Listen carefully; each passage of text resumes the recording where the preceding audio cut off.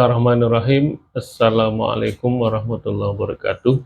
Jumpa lagi dengan channel Peradaban Indonesia di bawah Yayasan Hikmah Peradaban Institute, yang pada kali ini kita akan melanjutkan kajian tentang filosofi Al-Mahfuzat ya. Kurang lebih sudah ada 4 tayangan yang sudah kita ulas. Nah, ini memasuki tayangan yang kelima dan berikutnya. Tayangan kelima ini berbunyi man qalla sidquhu qalla sadiquhu, yang artinya itu adalah barang siapa yang sedikit benarnya atau kejujurannya, maka sedikit pula temannya. Nah, mungkin ini kalau boleh saya ringkas menjadi sebuah filosofi suatu kejujuran ya dalam sebuah persahabatan. Tentunya ini merupakan ungkapan Al-Mahfuzat yang memiliki kata bersayap ya menurut saya. Karena betapa seorang manusia itu secara umum dapat dikatakan ya, bahwa siapapun orangnya jika diketahui ternyata, sedikit, benarnya atau sedikit kejujurannya ya, baik itu dari ucapannya maupun dari perilakunya, tentu akan ditinggalkan secara perlahan ya, dari komunitasnya, dari teman-temannya, dan dari orang-orang sekitarnya. Nah, pada satu sisi sebagai makhluk sosial tentunya seorang manusia itu tidak akan bisa menghindar ya dari interaksi sosial, dari interaksi lingkungan sekitar, karena memang manusia tidak akan sanggup untuk hidup sendiri ya. Ia harus bergaul ya dan harus berinteraksi, harus bersosial dengan orang sekitarnya. Nah, sementara kejujuran ya atau kebenaran ya, adalah satu sifat atau karakter manusia yang akan menjadi prinsip utama ya dalam kehidupan manusia. Oleh karenanya ya, tanpa suatu kejujuran kehidupan manusia akan timpang ya. Bahkan akan menjadi goyah ya dalam menghadapi berbagai tantangan kehidupan, baik dalam kehidupan sesama manusia maupun kehidupan bersama di alam semesta ini. Ya, karena itu menurut hemat saya ya, berdasarkan dari filosofi Al-Mahfuzat tersebut ya, akan menjadi wajar jika sifat atau sikap kejujuran itu sangat dijunjung tinggi di berbagai aspek lini kehidupan manusia dan di berbagai belahan dunia. Karena kalaulah bukan kejujuran, kalaulah bukan kebenaran, mungkin niscaya bumi ini atau kehidupan ini akan menjadi binasa. Ya. Dengan kata lain, bahwa bentuk-bentuk seperti kejujuran, keadilan, kebenaran, tidak lain dan tidak bukan adalah sebagai tiang pancangnya bumi ini. Kalaulah tidak tegak berdiri, ya bentuk-bentuk seperti kejujuran, keadilan, dan kebenaran misalnya, itu akan bisa menjadi tiang-tiang penyangga kehidupan yang akan rapuh atau bisa roboh, karena akan muncul berbagai macam bentuk-bentuk kemungkaran, bentuk-bentuk kejahatan, dan bentuk-bentuk ketidakadilan yang tentu akan merajalela di mana-mana. Lalu kemudian, walaupun dalam prakteknya orang mungkin sering bisa menyebut bahwa kejujuran itu hanya ada dalam cerita komik, biasanya seperti itu ya, ataupun ungkapan-ungkapan yang lainnya. Namun dalam kenyataannya kan suatu penyelamatan atau perjuangan dalam hidup selalu didasari dengan nilai luhur yang bernama kejujuran atau kebenaran. Nah, tak bisa dinafikan juga banyak hal yang didapat oleh cara-cara yang tidak jujur atau tidak benar yang seringkali mewarnai corak hidup dan kehidupan manusia di berbagai sektor kehidupan, dari negeri di ujung barat hingga negeri di ujung timur sana. Tapi tetap saja, negeri yang tangguh, negeri yang kokoh, negeri yang sejahtera, ya biasanya baru akan ditemui pada suatu negeri yang diliputi oleh bentuk-bentuk pemerintahan yang jujur, para penguasanya yang jujur, aturan perundang-undangannya yang jujur, dan para rakyatnya yang mencintai kejujuran. Tapi sebaliknya, jika suatu negeri atau wilayah diliputi oleh ketidakjujuran, nampaknya berbagai perangkat hukum perundang-undangan akan menjerat gerak langkah warganya.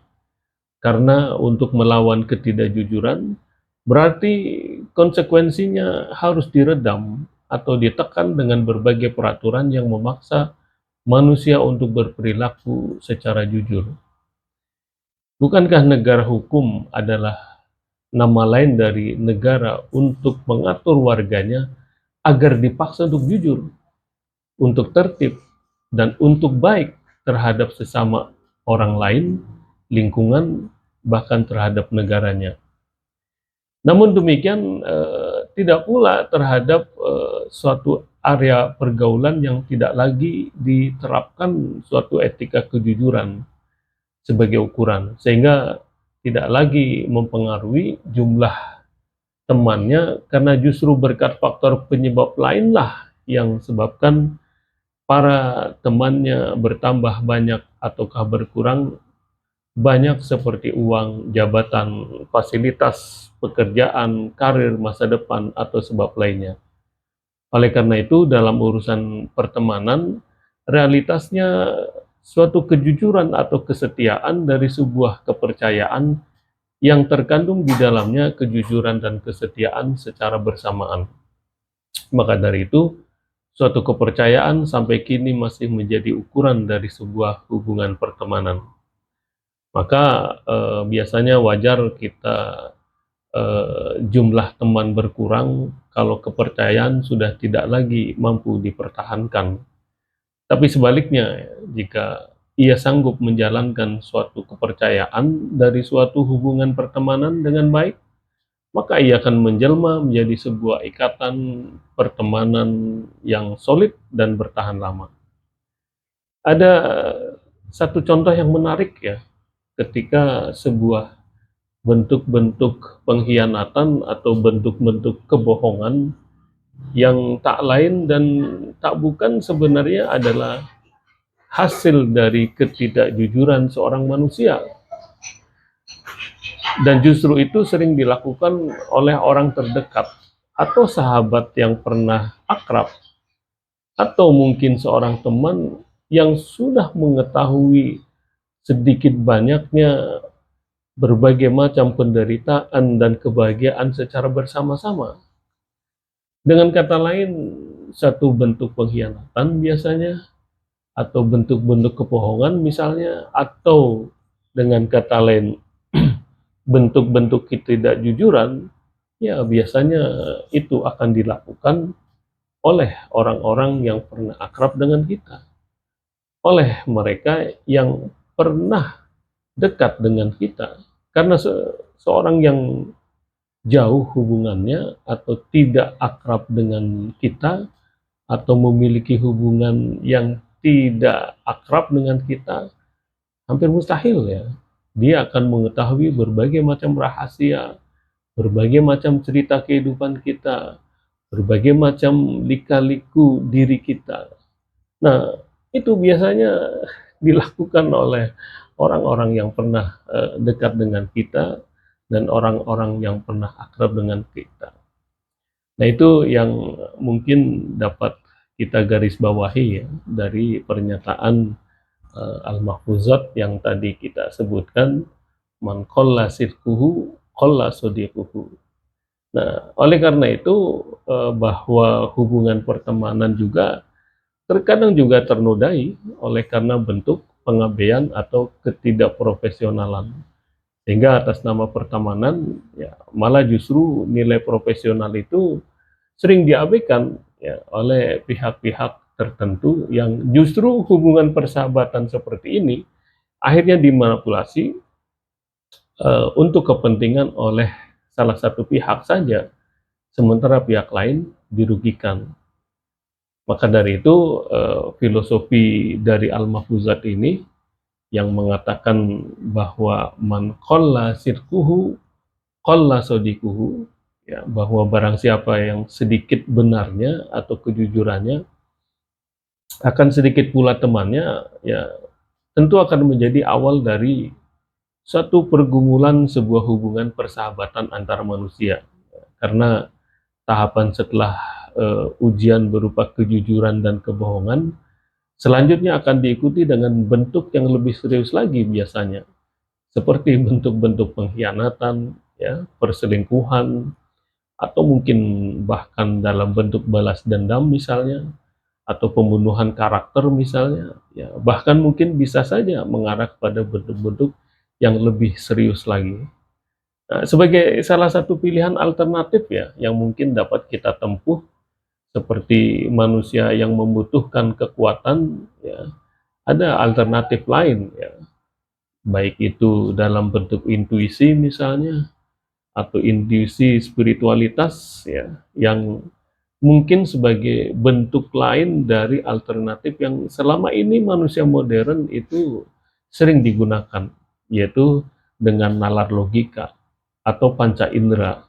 Karena untuk mampu menyingkap sesuatu atau hal-hal yang tidak sekedar kasat mata dan hal-hal yang bersifat logis semata, ya kini manusia modern sering dihadapkan kepada hal-hal yang di luar nalar, ya, hal-hal yang di luar logika manusia, sehingga ya hal-hal yang tidak wajar bahkan sering juga di luar kewajaran, ya, itu tidak bisa lagi direspon dengan indrawi bahkan nalar akal logika manusia.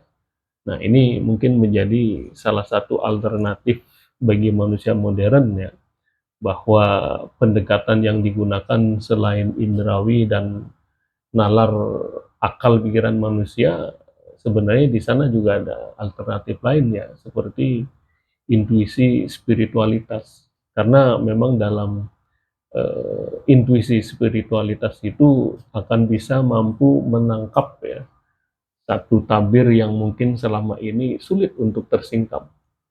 Kenapa saya mengatakan seperti ini? Ya, kalau dalam kajian sufistik atau dalam kajian tasawuf atau dalam kajian intuisi spiritualitas, ibarat seperti hati itu diibaratkan dengan kaca atau jendela. Bahwa selama kaca atau jendela itu akan selalu bersih dari noda kotoran seperti dalam bentuk-bentuk dosa, kesalahan, kebohongan, pengkhianatan, tentu kaca tersebut akan bersih dan bisa melihat gerangan apa sih yang ada di balik kaca jendela tersebut. Benda-benda apa saja sih yang akan bisa dilihat dari balik jendela kaca tersebut. Atau sebaliknya, ya, dengan terpeliharanya kaca jendela yang bersih akan menghadirkan satu cahaya, akan menghadirkan satu sinar dari luar sana. Nah, kurang lebih seperti itu ya, bahwa bentuk hati atau jiwa atau intuisi seorang manusia diibaratkan itu seperti kaca. Kalau hati atau jiwa manusia yang memang fungsinya mempertimbangkan dan menentukan serta mendapatkan petunjuk dari faktor X di luar sana, kalau bisa dipelihara, kalau bisa dipertahankan, kalau bisa terus dilakukan pembersihan, tidak lagi melakukan kebohongan atau lagi bentuk-bentuk kejahatan, apalagi bentuk-bentuk kesalahan, tentu hatinya, jiwanya itu akan lebih bersih ya. Hatinya, jiwanya akan lebih suci, tidak ternoda, tidak tertutupi oleh bentuk-bentuk kotoran yang seringkali menutupi hatinya. Nah, kurang lebih seperti itu ya, bentuk-bentuk pengandaian yang mungkin ya paling sederhana. Bagaimana bahwa pendekatan intuisi ya, atau mungkin yang sering mudah kita terjemahkan adalah refleksi kejiwaan ya, hati manusia itu ya patut untuk dipertimbangkan ya, untuk dijadikan sebagai sandaran ya. Di samping bahwa ada nalar akal logika, bahwa ada indrawi manusia dan juga ada intuisi spiritualitas. Nah, kurang lebih mungkin itu yang saya ingin menghubungkan tentang ungkapan man qalla sidquhu qalla sadiquhu, ya, filosofi tentang suatu kejujuran dalam sebuah persahabatan yang mungkin saat ini semakin langka. Kenapa? Karena bentuk-bentuk pengotoran jiwa, ya, karena bentuk-bentuk pengkhianatan, karena bentuk-bentuk ketidakjujuran, ya, yang kerap kali sering terjadi dalam kehidupan kita sehari-hari. Nah, mudah-mudahan ini akan menjadi refleksi kita bersama dan mudah-mudahan Anda terinspirasi dengan filosofi Al-Mahfuzat tersebut. Terima kasih. Assalamualaikum warahmatullahi wabarakatuh.